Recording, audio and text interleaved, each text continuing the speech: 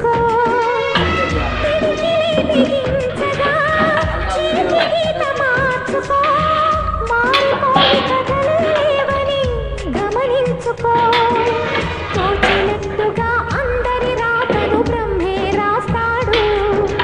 నచ్చినట్టుగా నీ తల రాతను నువ్వే రాయి